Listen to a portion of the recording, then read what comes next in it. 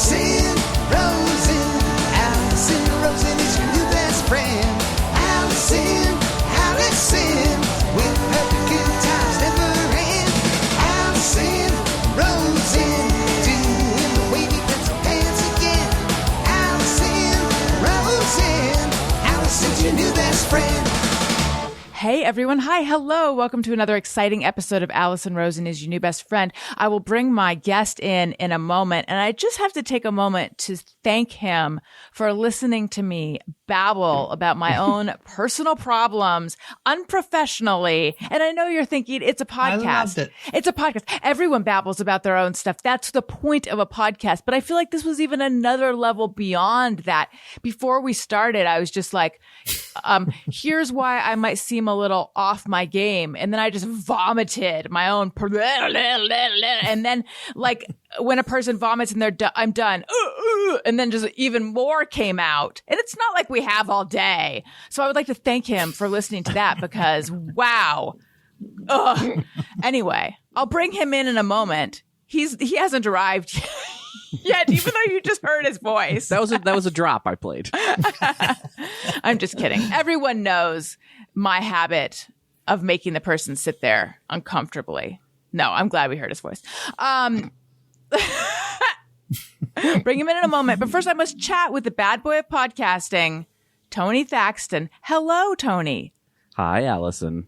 I feel like, go ahead. You go ahead. I was just going to say, it is much. Thank you very much.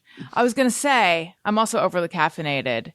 How do you feel about the new title bestowed upon you by our guest, who may or may not be here already?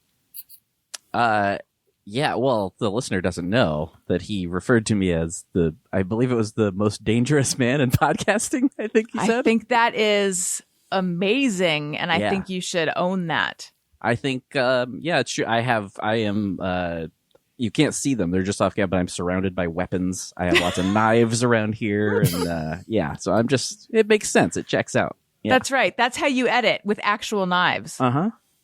Oh, I do it. I do actually have a knife right here. I forgot. It started as a joke, and I was like, oh, that's a knife. What are you doing with a switchblade? Being dangerous? Well, sorry, now it's kind of a sad answer. Is it Neil's? Yeah, it was Neil Mahoney's. So yeah, at his memorial, they had because he really was obsessed with knives and had tons of them for whatever reason. And he really was an editor. Yeah. Yeah. And Jonah had a box of Neil's knives, and just kind of people were welcome to take one if we wanted at the memorial. So I took one of them. Well, it works. Sorry to bring it down. That's okay. That's serendipity, because you are dangerous now and you have a knife. That's right. What were you going to say to me before I interrupted you? Oh, I was going to say that I feel like I have a slight bone to pick with you now, because I feel like anytime we have guests on the show, and then you find out later that this guest now started talking to me off show. Oh, I know what you're going to say. I feel like now the tables have turned. I think if it wasn't obvious from the episode, if people heard it, I think maybe Allison and I both kind of want to be best friends with RJ City now. Okay, let me back up, because I feel like you might have glossed over that. So I'm leaning into this hard. I am owning the fact, just like you're owning being dangerous, I'm owning the fact that I'm really a petty person. I'm just a petty person. And when it's come to my attention that a lot of people take a liking to Tony, and then they have their they'll come on the show or they'll listen to the show and then they'll strike up conversations with Tony, which is okay. But then I'm like, what is going on? They're drawn to the danger. Do I feel like I own him?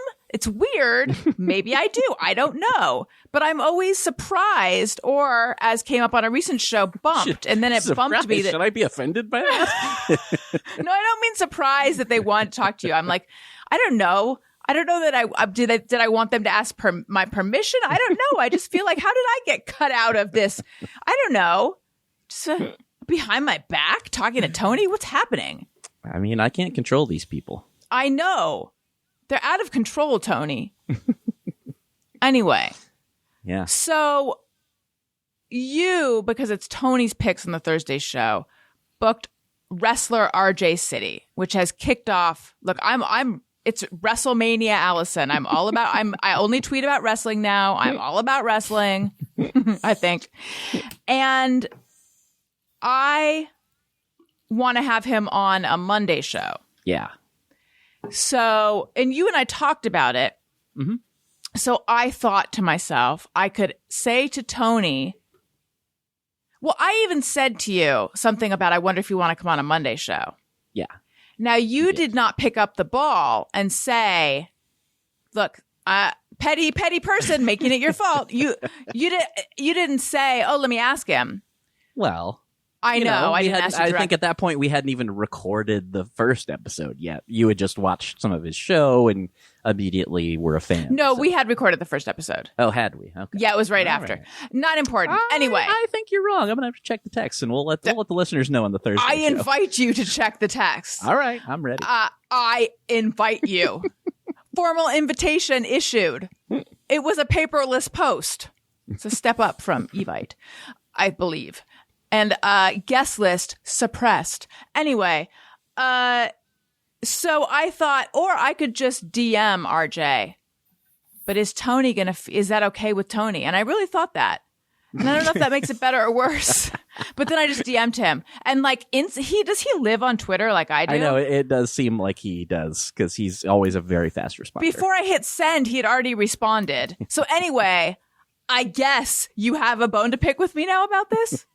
I just felt like I needed to call you out on it, because you always raise such a fuss about when people contact me. So I just wanted to do the same to you. I don't care. He's a delightful dude. So that raising a fuss, that doesn't sound like me at all. Hey, my friends are your friends. Yeah. See, I can share. He is a delightful dude.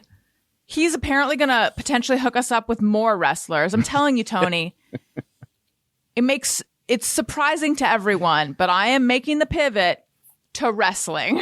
Yeah, I mean, I knew it was a slightly weird choice. I was like, I know you had Alexa Bliss on in the past, but I was like, yeah, I know, for wrestling, kind of a weird guest for the show. But knowing enough about him and knowing him a little bit, I was like, I feel like he's going to be a great fit for the show. And little did I know, you're madly crazy about it. I'm nuts for wrestling. Yes. I think I also a little bit, I didn't bring this up because I feel like it's so touchy, but I think I ran afoul of the WWE a tiny bit on the Alexa Bliss interview, because a guest asked a question about the potential exploitativeness of the WWE and like the wrestlers' health and stuff. And she gave a very diplomatic answer, but it's still got a lot of press in like wrestling publications and things. And I was like, I can't imagine they're happy. Yes, happy about this. And then I wanted to get Mike the Miz on, and they would never return my emails. You know what? Yeah. So I'm like, I am persona non grata to them. Yeah. That's a different. If I want to be queen of wrestling podcast, do we have to cut that out, or do you think that's okay now that I'm making the pivot to AEW? Yeah, I think just stick to AEW. Okay. That's the better thing. But also, hey, we have a guest. I know. You know me. Once I start talking about wrestling, it's all I think about. I am so excited to welcome back to the show 3-time champion. That's a wrestling term.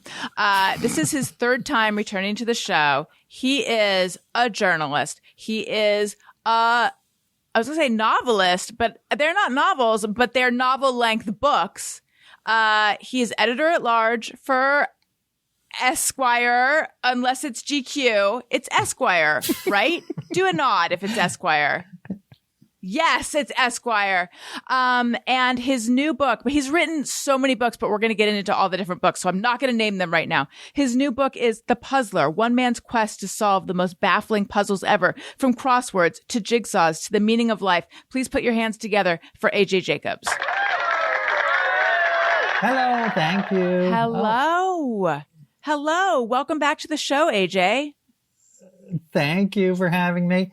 And listen, if you want, I will not talk to Tony. I will not even acknowledge he exists, if that would make you feel better. Oh my God. That's such a gift. Thank you. No, you are free to talk to Tony. See, this is what I like. someone passing it by me. I give you carte blanche to talk to Tony. I don't know what you're going to get out of it, but go for it. All right. Thanks. All right. I feel like I'm liberated. Thanks. All right, Tony. After the show, That's right. talk to you. Yep. We'll do All over some FaceTiming.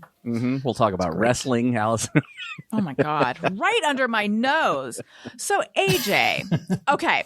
So I believe I last had you on in either 2017 or 2018, as discussed between you and me during my pre-show vomiting of me being off my game because of all sorts of things happening. I feel I did not give you the best introduction. You have written a number of books. You are what I would call, now see, I think we went through this last time perhaps, either like an immersion journalist or a stunt journalist. You choose a topic and you immerse yourself in a world. You give yourself a challenge for a long stretch of time, and then you write a book about it. And it's like kind of my favorite type of journalism, whether it's just an article about it or a book about it. I love it. I love it. It's so fun to read. It's fascinating. So you immerse yourself in the world of puzzles before the pandemic started even. And I was thinking like, what a boon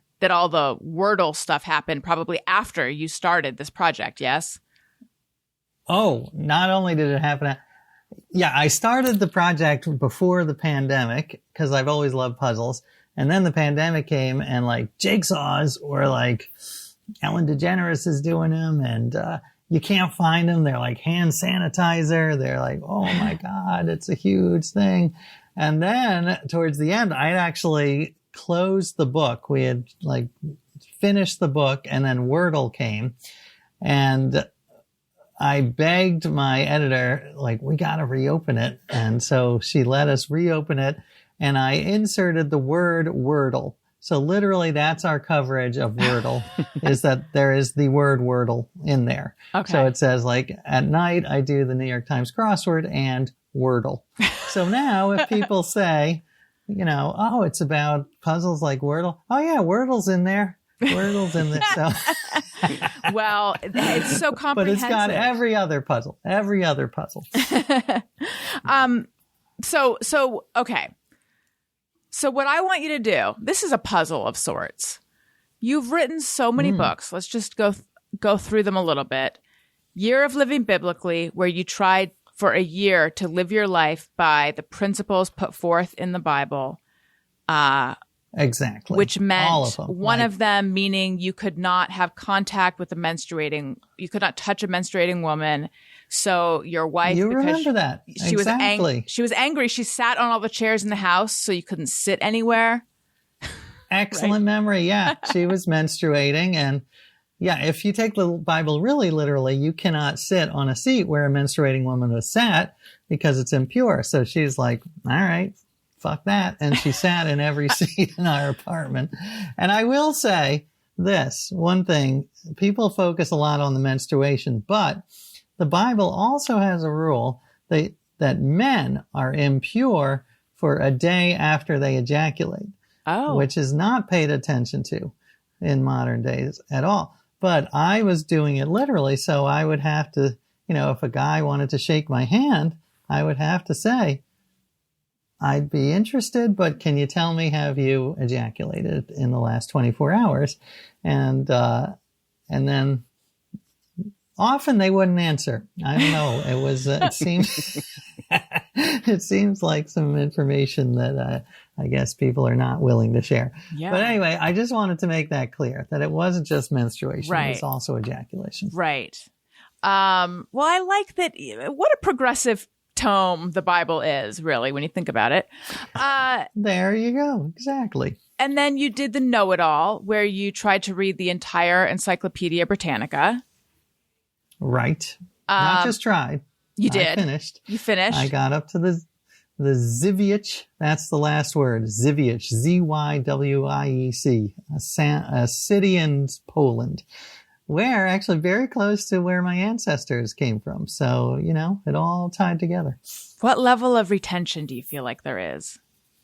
I would say 0.0001%, somewhere around there. That's still a lot, though. Thank you for saying so. I know people are always like, oh, so it was wasted time. No, there's still, there was so much shit in there that even a tiny percentage. I mean, the downside is a lot of what I remember is stuff I wish I didn't remember, like that possums have 13 nipples, or Rene Descartes had a fetish for cross-eyed women. So that stuff is in there. I will say the one thing that does stay with me, that does make my life better, it really has value, is I read about all of human history, and it became clear to me that life sucked. I mean, life can suck now, and it certainly does in many ways, but the good old days were not good. The good old days were just horrible. They were sexist, racist, dangerous. Half of women died in childbirth. There was shit everywhere. It was smelly. It sucked. Yeah, the King of England, King Henry VIII, had an open sore on his leg that was so smelly, like people would gag. This is the King of England. So if he has that, right? Imagine. So yeah, so that's whenever I hear people say make America great again, or have nostalgia for some distant, wonderful past. I'm like, no, we got a lot of problems now, but do not go back, right? Because things were not good. And that is a very actually uplifting message that I took away. Yeah, at least our sores smell clean. Speak for yourself. Wait, I was just going to, oh no, I had a question. I'm here. I'm not doing anything. It was right there. What was it? Tony, what was it? Probably, I know what it was. Yeah, there you go. Okay. You got it. The odd nipple on the possum, where is it?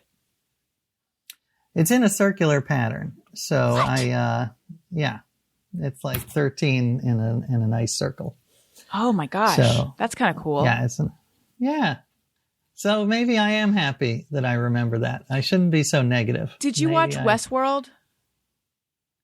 I watched the first season. So Did they have that circular nipples? No, it's not a nipple thing, but I'm thinking like that pattern that they kept finding, that circular maze thing that was supposed to indicate, I don't know if you remember it. I don't remember. Okay, there was this circular tracing maze thing that I think was supposed to somehow indicate the bicameral mind, but they kept finding it. The hosts were finding it in various places. That's what I'm picturing when I picture. You know what? I can Google this, and I don't know what I'll find, but I'll find these circular nipples. The 13 are in a circular pattern, is what you're saying, right?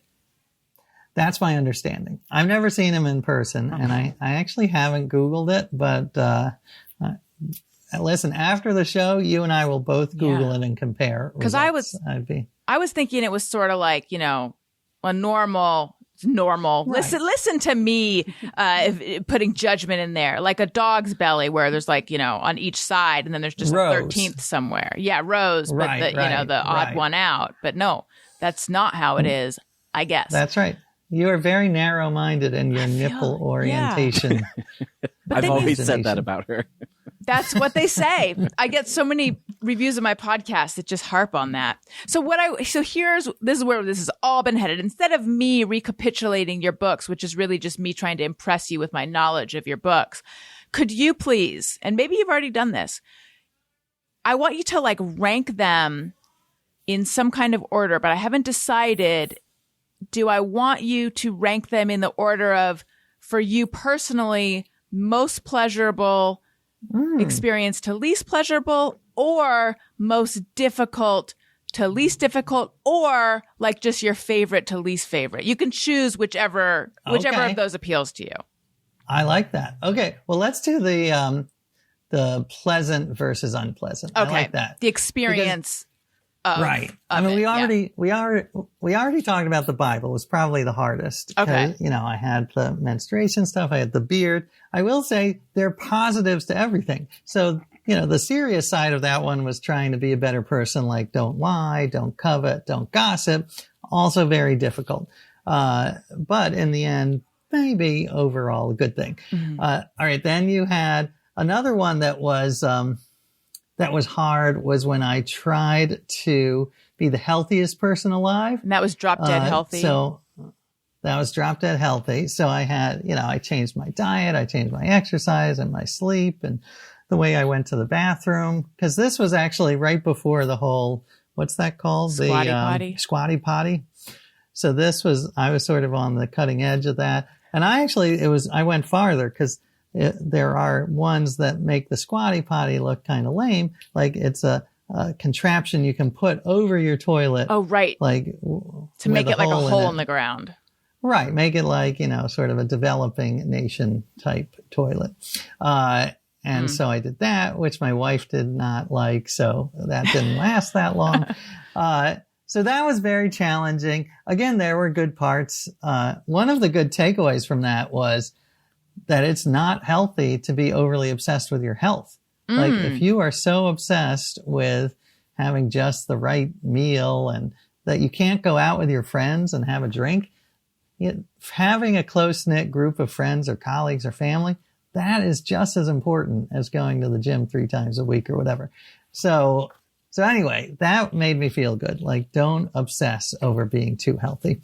I did one that was, the one right before this was called Thanks 1,000, where I went around the world and tried to thank everyone who had even the smallest role in making my morning cup of coffee. So I thanked the barista in my New York coffee shop, and I went to South America and I thanked the farmer who grew the coffee beans. But there are tons of people, literally thousands of people in between. The guy who drove the truck that carried the coffee beans, the guy who made the road, or woman, I shouldn't say guy, the people who made the road so that the truck could carry the coffee beans, the people who painted the yellow lines in the road so that it didn't get in an accident. So it was, I took it as far as I could. And that was actually, it could be very awkward because you call people and say, hi, I just want to thank you for, making the insecticide that kept the bugs out of my coffee beans. And a lot of times they would be like, is this a pyramid scheme? What are you trying to do? But most of the time they were actually very delighted to be thanked because I think people are underthanked. And then I felt good and they felt good and it was a nice circle. And that really was good for my mental health. I kind of undertook that because, I am very good at focusing on the 3 or 4 things that go wrong every day. I've got a very good, strong negative bias. And this was very good at teaching me how to balance that by recognizing the hundreds of things that do go right every day. So overall, gratitude. Awkward, but overall a good thing. And then this one, I would say the puzzle book was the most fun I've ever had researching because I do love puzzles. I'm a puzzle nerd. And so getting to meet these fellow nerds was a delight. It was painful too because some of these puzzles are incredibly sadistic. Like they want you to cry. But overall, it was a delight. The writing is always, for me, a really unpleasant. I was listening to Mike Sachs on your show, who said he actually enjoys sitting alone and typing. And I was like, man, I wish that I were like that. I just find like the worst. Do you? What do you? Yeah, because you're a journalist, former. Yeah. No, it's always been a struggle. It's always been a struggle for me. And then I always hit a point where I'm like, I feel like I'm maybe it's that flow state that you hear about. I sort of turn a corner where I feel exhilarated, or where I would have in the past where I felt exhilarated. I don't do it enough lately to really be able to speak to sort of regularly how I feel. But so no, it was always challenging, and I always had resistance to it. And then I recently started a newsletter And I was really enjoying doing that. And I was like, oh my God, I really missed regularly writing, and I really should have been doing it. I felt feeling sad, not really sad, but like a little bit of lament for all the years that I could have been regularly writing, because I was writing a little bit every day, and it sort of reminded me of when I started my blog. But then I lost a little bit of momentum on that, although I'm going to get it back. But that actually was bringing me a lot of joy. But that's different than something like a book, in that really is almost like writing an email or something. I mean, there's really not much structure to it. So I can really just have fun with it and be silly. I don't have to like hit certain points or anything. And it's also, it's like your side hustle. Like it's not your main thing. Right. Podcast. So that's nice. Like, I was like, this book was, 80% of my job. Yes. So, but what am I complaining? I sound like a whiner, because I get to write for a living and meet all these crazy, interesting people. So forget I said that. You can think people, that. I mean, he can if you want, but I think people appreciate the reality. That's fine. Yeah, I think people appreciate a behind the scenes snapshot, especially someone who misery. Someone who makes writing look effortless. I think it's nice to know the reality that it can be hard sometimes. Oh yeah, definitely not effortless. That is, but that's nice. That's nice. I hope it does read effort. I hope it's effortless to read, not to write. Your past books were always one man's humbling quest, but this one is just one man's quest. So no humbling here. No. What happened? I am not humble anymore. I'm cocky. I'm cocky and confident. I don't know. I felt the humble was there. I did it in my first book just to try to stress that I was kidding, because the subtitle was, it was called The Know-It-All. This is the one where I read the encyclopedia. Right. It was called The Know-It-All, One Man's Humble Quest to Become the Smartest Person in the World. So I was trying to telegraph, I don't really think I'm going to be the smartest man in the world.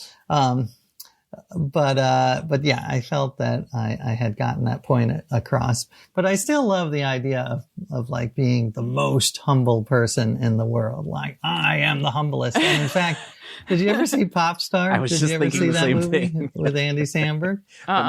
It's amazing. He has that movie's a so hilarious underrated. song.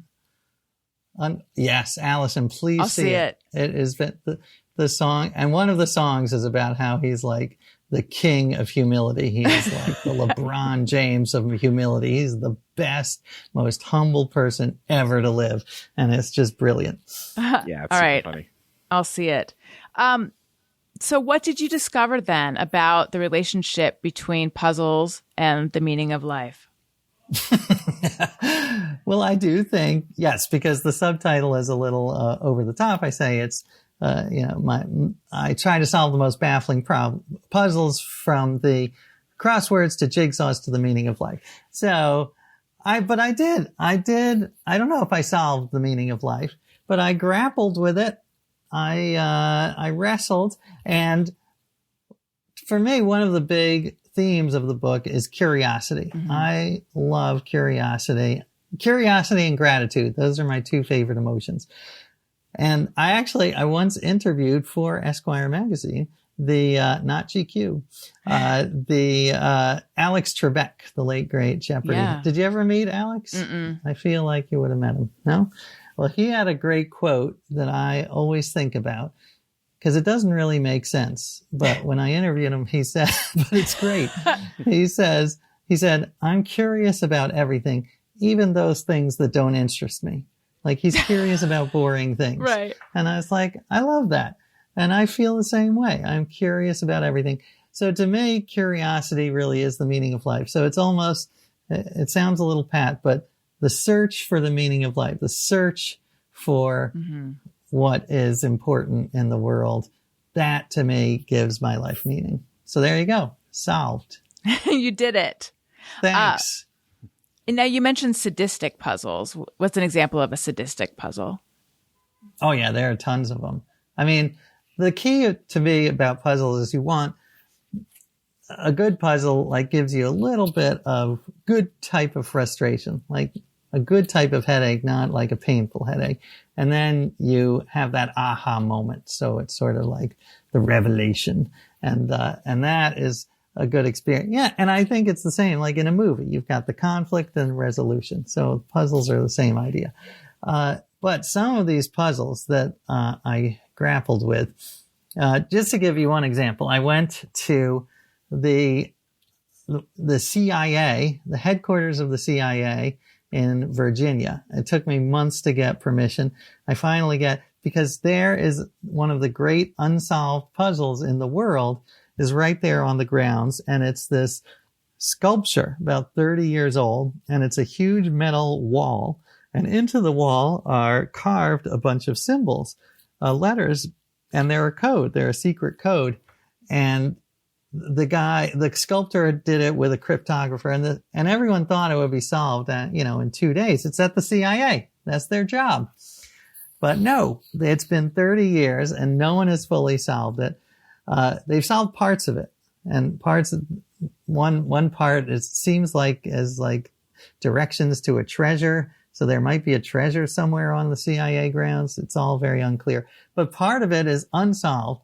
And these people, I'm on an online community of thousands of people who every day are sending in their theories, like, oh, I think it's it's Dante's Inferno, or it's related to the NATO alphabet. Every day there are dozens of these theories, and it's hilarious. And the guy who created it is just loving that all these people are spending years of their lives, decades of their lives devoted to this. And he's a brilliant businessman, because you can email him your guess. You say, I think it's, that, Fidel Castro is king, or whatever you want to guess. And he will answer, but you have to pay him $50. So, and all he does is say, nope, that's not it. Like, he's the most highly paid writer in America. Yeah. So I'm totally jealous. If someone gets it, has anyone ever gotten it? Well, they've gotten parts of it, but no one's ever gotten the final one. No. So he's never had to, he's always just says no. And what I like about this, it's kind of a crazy waste of human energy in one sense. But in the other, what I like about it is just the grit, like the tenacity of these people is inspiring to me.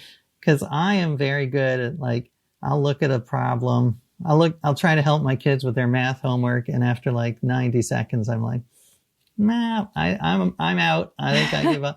And so I try to remember, these people have been doing the same thing for 30 years. So maybe I can have a little more tenacity and grit and hang in there a little longer. So they're kind of inspiring as well as crazy. I really liked the detail in your book that you were a clue or an answer in the crossword puzzle in the New York Times. Right. But initially it was the Tuesday edition. No, wait, I'll tell you. Okay. Let me, what happened was, I love puzzles from when I was a kid. And then like 7 years ago, I was a clue, like you say, the answer to a clue in the Times crossword puzzle. It was author AJ blank. And the answer was Jacobs. Right. So I'm like, this is the greatest moment of my life. Yeah. Done. You've made it. Yeah. That's it. I thought, okay, I can retire now. The birth of my kids, that's pretty good. This is the holy grail. That was the whole thing, just author AJ blank? It actually said, it was very flattering. It said best-selling author AJ blank. Nice. So, I'm riding high, but then my brother-in-law emails me, and he did congratulate me. I gotta give him props for that. But he also pointed out, he made a point of saying, this is the Saturday puzzle. I had it wrong. Right. So the Saturday puzzle is the hardest puzzle of the week. The New York Times starts on Monday, is kind of easy. And then the Saturday, all the answers are totally obscure and no one's supposed to know them. So his point was, this is not a compliment. this is proof that you're obscure and irrelevant. Like, you shouldn't be celebrating this. So then I'm like, oh God, he's kind of right. And so then I get depressed. But the twist is that you foreshadowed was that. It was like a trailer for your story. You're welcome. In a world where H.A. Jacobs is a clue. It's true. Thank you, Allison. You're welcome. Yeah, so I told that story on a podcast, not this one. I guess you do other podcasts. Much less interesting one. It was a boring one. It's very boring. And it happened that a New York Times crossword maker was listening to the podcast, and he said, I'm going to do this guy a solid. I'm going to put him in a Tuesday crossword where I don't belong. It's not Monday, but Tuesday is still like, that's serious people. That's like Lady Gaga and like people who you're actually supposed to know. And so I was in there. He said he had to do the other crossing clues like super easy, like, like feline that begins with C and is 3 letters, that kind of. So, but I'm in there. I was in there, and that was, sort of the highlight. And that was the anecdote that I begin the book with.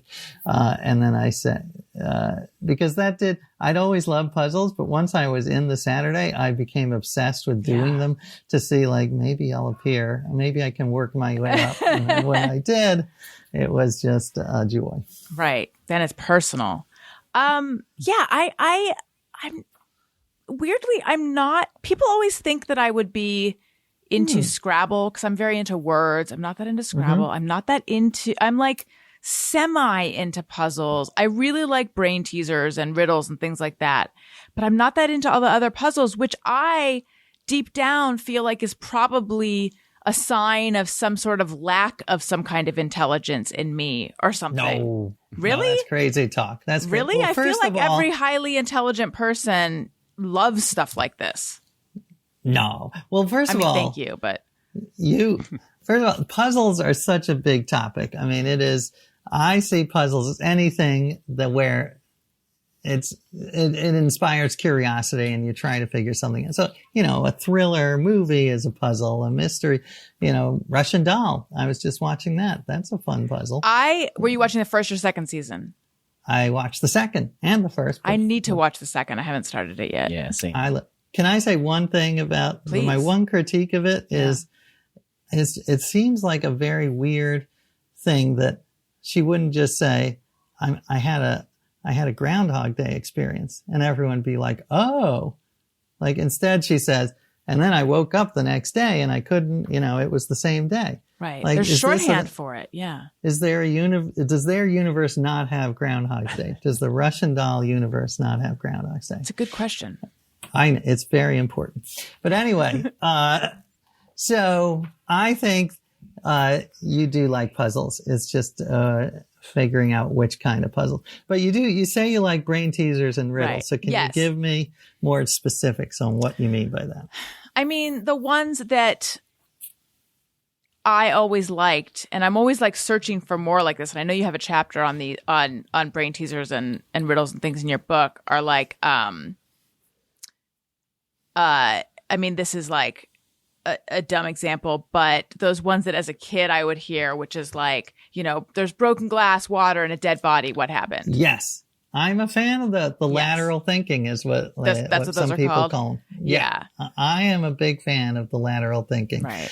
And or like 52 bicycles. I forget the rest. Do you know that one? Yeah. I do. I forget the rest of that one, but I got the idea. Mm-hmm. Do we want to tell the people or just there are 52 bicycles on the floor or something? Right. What happened? And it's like someone dropped a deck of cards. Yeah. There it is. Wait, can I give you, because I do have a chapter on riddles, which I do feel are kind of the dorkier cousin of jokes. Like even the Riddler and the Batman, like he's not getting an Oscar, he's not. But I do. There are some of the oldest versions of puzzles. And actually one of the oldest known riddle is a Babylonian riddle. Do you want to hear it? Yes. And maybe you read it. It was, what gets fat without eating and pregnant without having sex? Okay, I don't I didn't read this one. The Riddle of the Sphinx I know, but I didn't read this one. Well, this one, I just want to manage your expectations. Okay. Like, it might have been funny in like Babylonian times. Right. In Babylonian, the language maybe had some inflections that were funny. It's not a hilarious answer. All right. Fat without eating and pregnant without sex. Fat Right. without eating. And Tony, you can weigh in too if you. Yeah, I'm feeling pretty stumped. I'm just going to throw it out because Please no one do. ever, Yeah. Unless you're Babylon. It's a rain cloud. A rain cloud gets big. You laughed. I like that you laughed. I have a very, very young sense of humor. It's so stupid.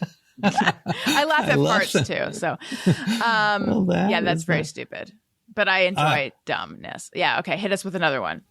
All right, but this one, what I actually liked is that what I loved about this book is like, going into these subcultures and just discovering people obsessed with all different. So the book is partly about that, like going on these adventures. Like I went to the Jigsaw Puzzle World Championships. Wait, and you took your competed. family as your teammates. I did.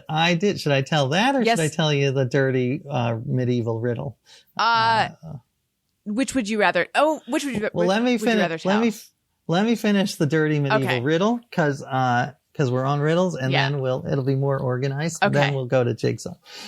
But yeah, so I found all these, and there's an entire academic discipline called riddle studies with like professors and journals and conferences where they analyze these riddle. So this one is from the 11th century. It's a British riddle, and it was in Old English. So this is sort of an updated wording, but this is the riddle. You ready? Mm-hmm. And by the way, keep in mind, this was written by monks.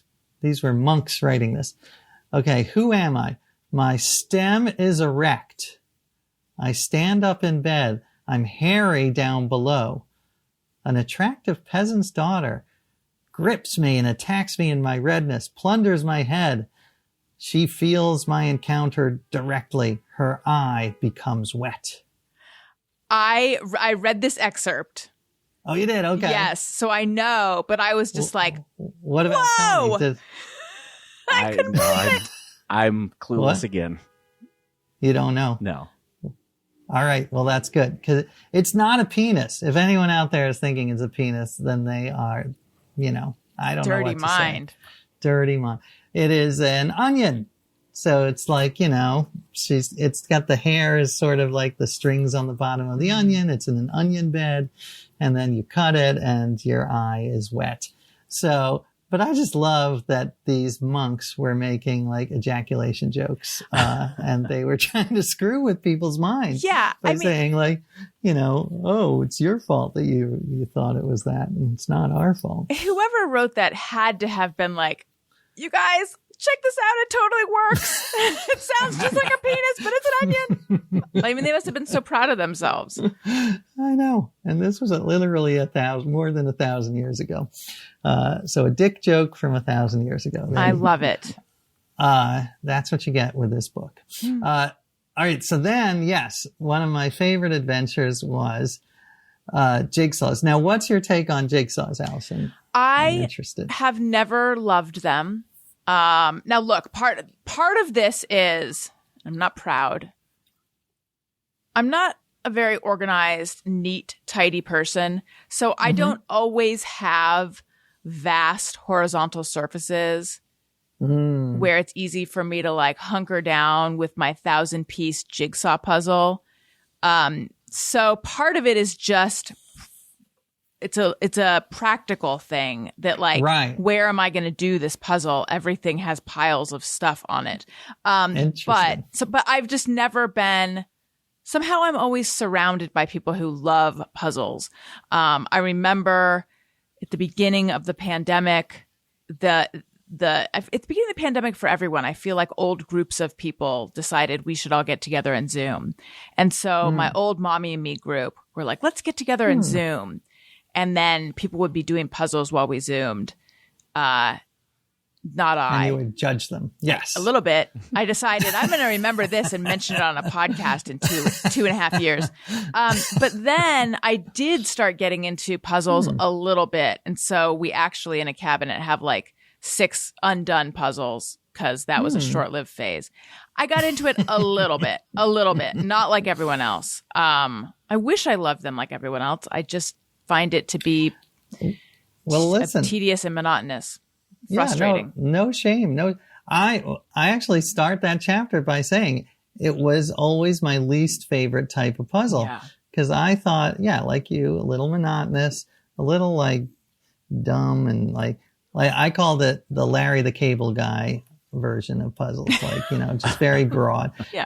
But I want to retract that. I want to just say I am a convert. Like, I feel that I was dismissive and snobby, and I apologize to the jigsaw community because for two reasons. First, there are some jigsaws that are just so crazy, challenging, and witty. Like, I did some puzzles that like made me laugh out loud. Yeah, it was weird because they would have these pieces that were so surprising. Like, it's not your average jigsaw. It's these like fancy wood carved jigsaws by artistes, but they would have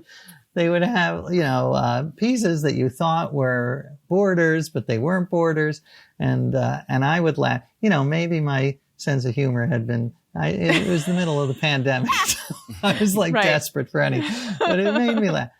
But in addition to that, like seeing truly talented jigsaw puzzlers assemble a puzzle was really something to watch.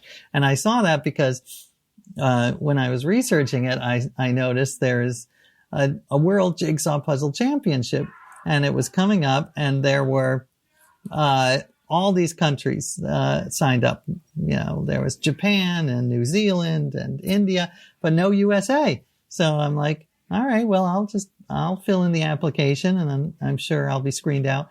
I fill it in. The next day, they're like, okay, you're Team USA. Come show up here in this small town in Spain in 2 months. So I recruited my family, my wife and 2 sons, and they said they would do it as long as they didn't have to wear a uniform. And I was like, no uniform. I made them wear a uniform, which is eventually they had a T-shirt with like an American flag jigsaw puzzle. They hated it, but it was crazy because we went there and there were like 100 teams and from 50 countries, and they all had like their jigsaw tattoos and jigsaw skirts, and they had equipment. We were totally outmatched because they had like razors to cut the plastic and they had trays. So we were just trounced. We totally embarrassed the United States and came in literally second to last. We did beat one team. Who was worse than America? Well, we beat one of the hometown Spanish teams. So that felt good.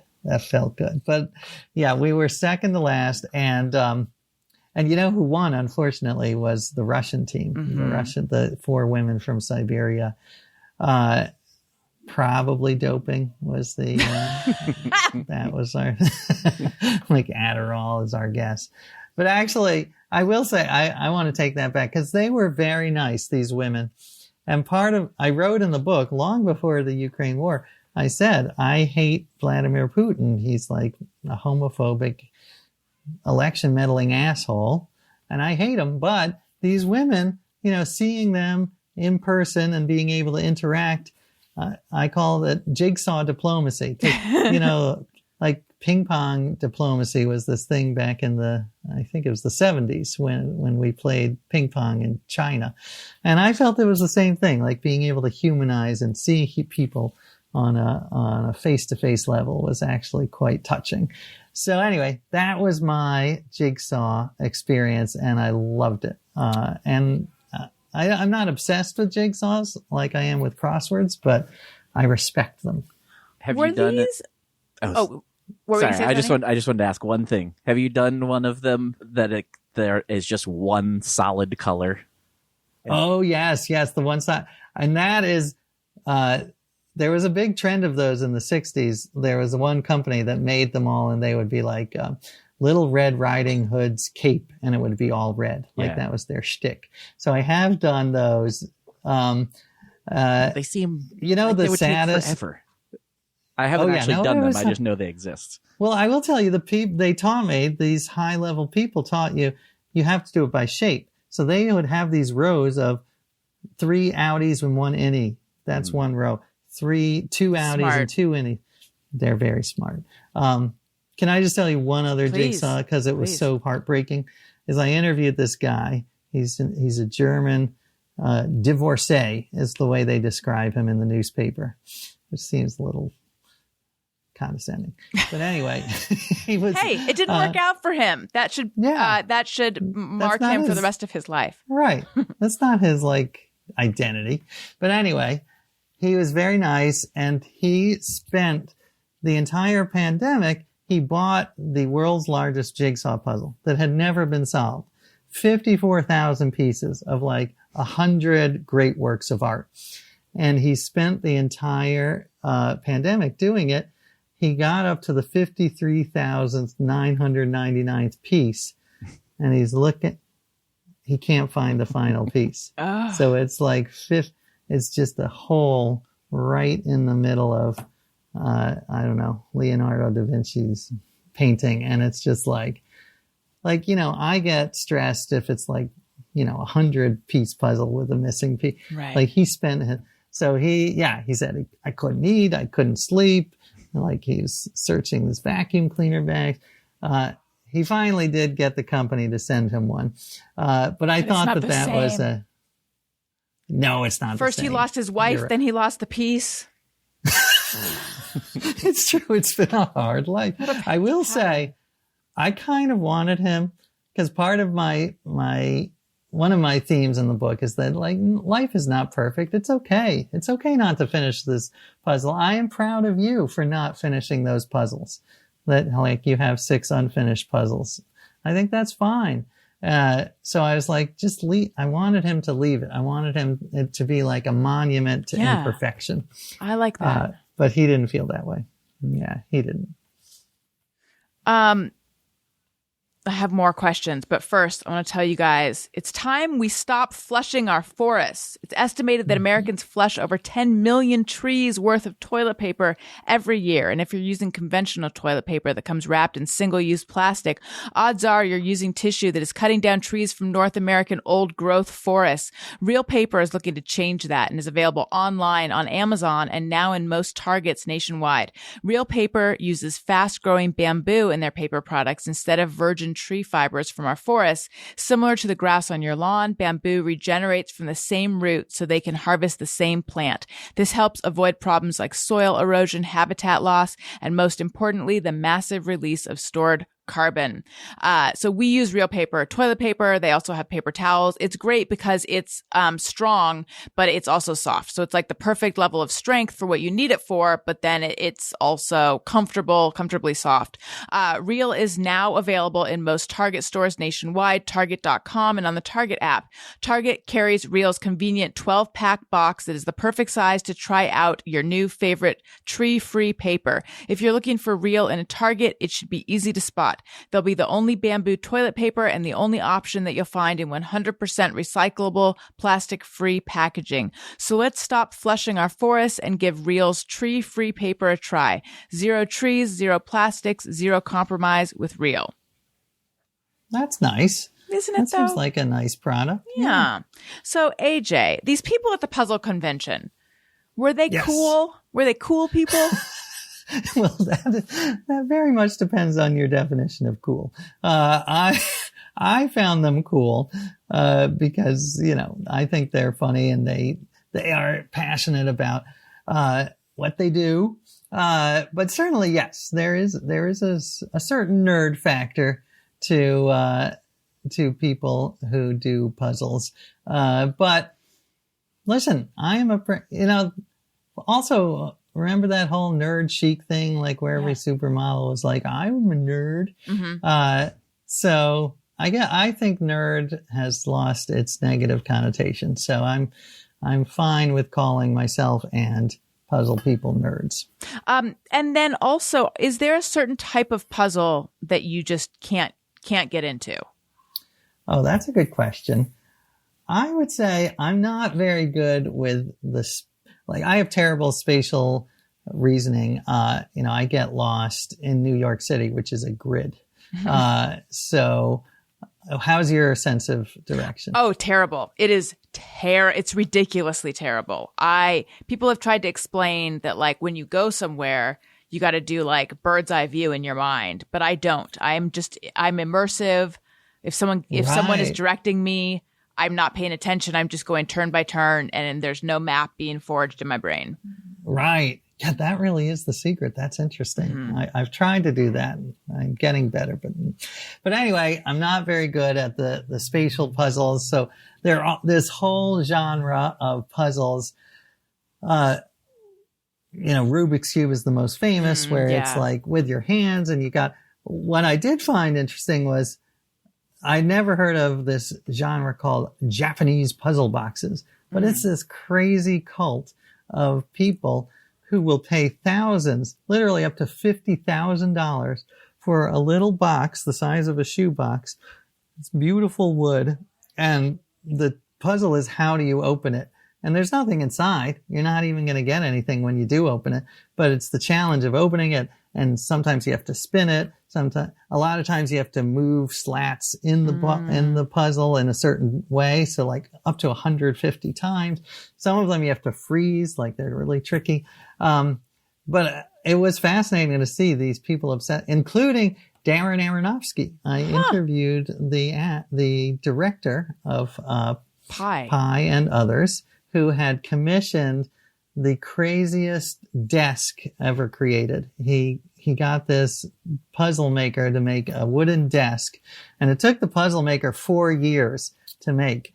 And I interviewed him, and it was kind of like an Aronofsky movie. The guy went crazy. Like he said, he stopped talking to his friends. He gave up all his hobbies, and he was just upset. And the desk contains dozens of puzzles, and you have to you have to move things on the desk in order to open the drawer. Oh, God. So it's not the most practical. If you want to get a stapler out, it takes 5 hours. So it's not for practical reasons, but it's really quite a piece of art. Yeah. Do you consider escape rooms are puzzles, right? Where do they rate? Yeah. Do you like those? No, well, they contain puzzles, and I have a section on them. Here, I'll give you my 2 favorite escape room facts. One is that I interviewed tons of escape room owners, and it turns out many of them have this one customer, a guy, who comes in every week with a new woman and pretends that it's his first time at the escape room. And he's like, I guess his theory is well, she'll see how good I am at Morse code, and she'll want to have sex with me. And I guess, it must work enough times for it to be this common. That's not a good use of puzzle. The second fact I like about escape rooms is, apparently a very popular demographic for escape rooms is nudists. Whoa. Yeah. Because you think about it, they can't go bowling. They want to do a group activity. You can't go to the movies. Right. But an escape room, you get in there, you ask permission, and the escape room guy's all right. And then they get in, they take off their clothes, they do their escape room thing, and then they put on their clothes and leave. But it's something that they can do without getting in trouble. So that I thought was a nice fact and a nice demographic. Have you ever done an escape room, either of you? Yes, but I did it with my clothes on. That's no fun. My friend Wendy, who has been on the show a number of times, so listeners will know who that is. She loves escape rooms. Although I don't know if it's probably been a while since she's done them, but years ago she was into them. So I went to a couple different ones with her. Fun. They were new. I feel like you get, the more you do, the more you sort of, begin to understand the thinking behind the different puzzles and probably get faster. I was still sort of I felt like I was trying to get up to speed on what are we doing here? How does this all work? Right. I know. Do you remember the theme? Do you remember what the theme was? One, I know it started out and we were in a prison cell. That's a classic. Yeah. Sure. And the other one was something like a haunted something or other. All right. Yeah. I enjoy them. I did feel for the people who put them on, because they were telling me how hard it is. Because sometimes there are sockets in the room and people will think, oh, this is a puzzle, and like stick their fingers in the socket. Yeah. There's liability problems. Right. But overall, I think they're fun. Like they are, what I like about them is you doing them together. That is another one of my themes, is that puzzles bring people together. Right. That like you can, it's a nice team activity. And actually I heard the inventor of Wordle speak at a crossword convention, and he told a very touching story that like maybe someone needs to option it or something, about how this man, a gay man, was ostracized by his family, but he told the Wordle inventor it was Wordle that brought them back together. Like they can all agree on Wordle, and they were, once again a family. So that's so nice. Sweet. Yeah. See? I feel like he didn't get enough money for Wordle. Oh, he's an artist though. He did it for the pure joy of it. But I think he got like I thought it was a 6-figure. So he got something. He's okay. I think it was even $1 million, but I still feel like that's not enough. Well, that's true. For the amount of the entire world. Right. The entire world. I mean, maybe not, but it seems like it. And you? No? Yes? Wordle? Yes to Wordle? Mm-hmm. I was into it at the beginning, and then I'm not into it anymore, except that recently someone was like, do you still do Wordle? And I said no. And she's like, I can't get today's. And then I was like, aha, I'll see if I can do it. And that brought me back in for one day. But I'm surprised. I feel like everyone else, including Tony, right, still does it. Yeah, I love it. I actually almost posted earlier today that I almost kind of this is I'm just going to say it. This is a brag. That I kind of wish I wasn't as good at it as I am, because I feel like I usually get them pretty quick. Interesting. And, like 3 or yeah, I got today's in 2. So. Oh wow, 2, Tony! Wow, I get 2. I get it in 2 a lot. Do you have a word you always start with? Yeah. Which is? What is do I really want my secret out there? Yeah, that's a good question. I start with those. Oh, that's good. Yeah, I feel like, taking that Wheel of Fortune mentality of like, these are those, a lot of these are those letters that they give you automatically. So, well, I don't feel good about my first word. I got it because I read an article about an artificial intelligence that analyzed it and figured out the ideal first word. But it's a terrible word. It's soar, SOARE, which is a young hawk. It's a young hawk. Oh. And it's not pretty, and I just don't feel good about it, but I'm kind of addicted to it because I'm like, it does seem to work. Yeah, that's another. Well, it's pretty similar to those. Yeah, exactly. And mine was moist for a little while. And then Greg Fitzsimmons was like, his is naive because it's got more vowels in it. But Wait, did you do moist just because it's like a famously gross word? I think so, yeah. And then I mentioned on the show that I was doing moist for a little while. And then the next day moist was the word. And I was like, this is insane. No. Yeah. You have power. Wow. Yes. Do you have a just me or everyone? Oh, yeah, I do. I thought about these. All right. Excited. Okay. I'm very excited. Okay. We have a song. Sometimes I ponder on something I have thought or done. Is it just me or everyone? All right. All right. So I came up with 5. So I'm just going to do 4, like really quickly, just list them. And then the last one, I think I'd like to hear your thoughts on. Okay. Like there's pee in the sink. I pee in the sink all the time because I feel it saves water and it's easier. You don't have to lift the lid. I watch movies on double speed. I don't know if other people do that.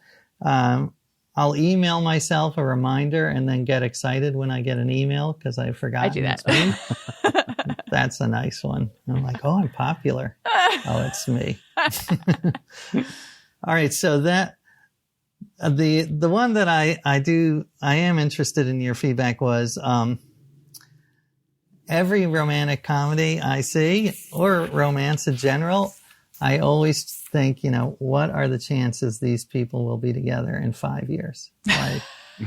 Like what, or 10 years? Like, The Graduate is one that just always comes. I'm like, they are lasting like 3 months tops. And Pretty Woman, like that, no. Forget it. Yeah. Forget it. I think I'm pretty cynical in that way too. I don't know that I always do it with fictional couples. Oh, interesting. I'm trying to think if I do. That's pretty sad. But sometimes with real life, not all real life couples, but there are definitely real life couples where I'm like, I don't know about this one. How are my wife and I holding up? You guys are great. Because I mean, hello, scavenger hunts, puzzle guy. It all makes sense. Very good. Thank you. Yes, my wife has a great scavenger hunt company, Watson Adventures. So yes, that was my one. Thank you. But do you happen to, is there anyone you'd like to tell off? Yes, I do have one of those too. Okay. Yeah, well, actually, this is interesting. I thought about this because another one of the themes of the book is that I'm trying to lower my anger. So I say, treat the world like a puzzle instead of a war. Like, so get curious, not furious. Mm-hmm. So, hey, go fuck yourself. It's more like, please go re-examine your priorities, you motherfucker. That kind of thing. So that would be my go fuck yourself or re-examine is, well, I do get very upset, going back to movies, that Hollywood seems to celebrate truly awful and cruel behavior by their characters as something romantic. And because every time I see, like we watched Titanic a couple of weeks ago with my kids. And if you haven't seen it, turn down the volume for 30 seconds. But I would think you've seen it. So at the end, Rose takes the diamond necklace and chucks it into the water. What the fuck?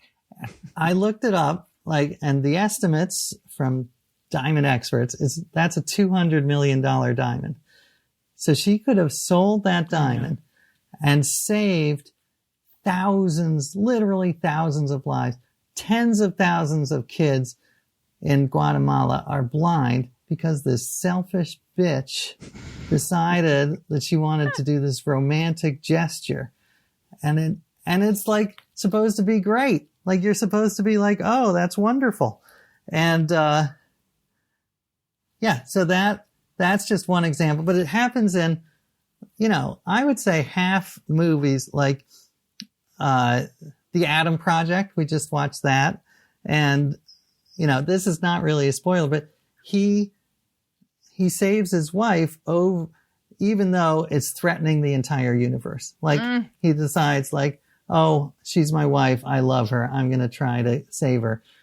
And that's in in 10 Rings, that was another Marvel movie where he's like, oh, I'm going to risk the entire fate of humanity and all of the universe because I'm going to save my sister. And this is supposed to be noble. But no, fuck you. You are risking my life, my kids' lives, billions of future people because you can't let go of your sister, who I'm sure you love. Sure, she's great. But it's have a little perspective. And this is not something to be rewarded. Anyway, that's my thought on who should go fuck themselves. So then say, hey, Hollywood. Oh, yeah. Hey, Hollywood, go fuck yourself. Have some morality that's a little more rational instead of rewarding these people who are being cruel. They're being cruel and selfish. Yeah, Hollywood. Hey, go fuck yourself. I remember that scene because she makes this when she throws the diamond in the water, she goes, eep. Oh yeah, that was weird. Eeps. Yes, I remember that saying you didn't have to throw it. It's like with Elon Musk, okay, Mr. Bazillions of dollars. There's better uses of your money. That is true. I would think that's true. Oh, wait. Before we go, can I just say one other thing about my book? Because I'm very excited. And I feel I can boast about it because I didn't really do it. And that is, I hid a secret code in the introduction to the book.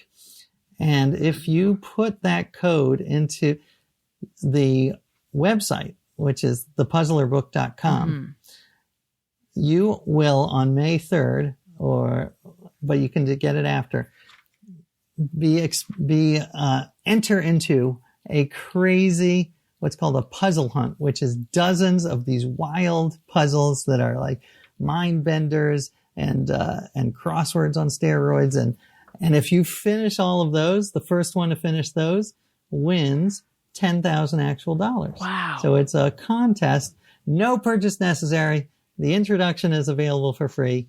I want my lawyers to hear me say that in America. But I love it because I didn't write the puzzles. I teamed up with these 5 brilliant puzzle makers who are just like, their minds are so warped and twisted. They're like Darren Aronofsky. And so I want everyone to enjoy those puzzles because they are like mind bending. They're great. So thepuzzlerbook.com, go to that and then you can have access to. So wait, so I have the advanced uncorrected proof copy of the book. You're saying there's a code hidden in the introduction or in the introduction? Like, is the code hidden? It is hidden. So you have to find the code somewhere in the introduction, which is the first puzzle, really, if you think about finding the code. That's the first. But on the puzzlerbook.com website are all these hints. Actually the contest. You click on the contest website and there's a paragraph of hints. I should go to the website. Do that. And also don't use that version. I purposely kept it out of that version. Oh, so then no wonder I can't find it. Yeah, exactly. You kept it out of this version so people didn't have I didn't want to have a head start. Even for you, whom I love. I know, I feel happy slighted. I'm sorry. Whatever. But it is for free on the website. You don't have to do it. So check that out if you're interested. I'll be okay. I was so taken aback by the fact that you kept the code out of the introduction for me personally. AJ, it was so nice to have you back on the show. So tell everyone where they can find you. Everyone knows they need to go get The Puzzler, which they can get it wherever books are sold. What is the official date the book comes out? It came out we don't know when this is airing. It's airing Monday. It came out last week. Okay, so it's freshly out. So new. Okay, great. Go get this book. Go get all of your other books too. Anything else you want to mention? Your social media, website, blah, blah, blah, all that. The usual. AJ Jacobs at Twitter and my website. But I just want to say I love being on this show. And I wish I were there in person. I remember... Didn't we do one like in a hotel room? Yes. Yes. The first time we were in a studio. The second time it was like you were staying at a hotel in Beverly Hills, I think. Yeah. I wasn't paying for it, but it was the Four nice Seasons. and fancy. It was very, very fancy. Yeah. I think it was like, Entertainment Weekly or Esquire is paying. So yes. that was fun. Yeah. That was fun. That came and very glamorous. I had just had a baby. And I remember I was like, you were saying if someone gave you the option of like, you could, either your baby dies or 10 strangers die, everyone would choose to kill the strangers. And I was saying something like, I was so fresh to having a baby that I was saying something about like, I keep imagining all these, I also had postpartum depression. I keep imagining all these scenarios where someone comes in as like your baby or your dog. And you were like, you would have trouble choosing between that? And I'm like, well. You know what? I didn't have a dog at the time. Now I understand. And I was like, no, I'm trying to come up with a way that I could like save all of them. But I mean, now many years later, it's like, obviously, I mean, it's a horrible scenario that I was torturing myself with. But like, obviously, you choose your children. But no one is going to make you choose this anyway, but still. But in case that your children are listening in the future. Yes. Your mom I know does prefer you over a dog. Yeah. Whereas my dog only listens to Mark Maron. So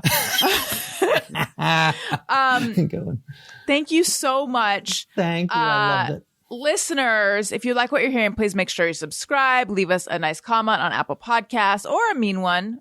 but I prefer the nice ones. I'm on Patreon, patreon.com/Allison Rosen, where you go for all that stuff. You subscribe for a year, you get 2 months free. That's a good deal. And listen to my other podcasts, Upworthy Weekly and Childish. And I have a newsletter that's free, AllisonRosen.substack.com. Tony, what about you? Twitter and Instagram at Tony Thaxton. And my show, Bizarre Albums, every Tuesday. And yeah, we're getting close to Motion City Soundtrack tour time, about a month away. So yeah, be everywhere in the U.S. and a couple of UK shows also. So get those tickets if you don't have them yet. Do it. All right. Thank you again, AJ. Listeners, thank you for listening. I love you. You matter. Goodbye. Hey, do you know about the Allison Rosen Show?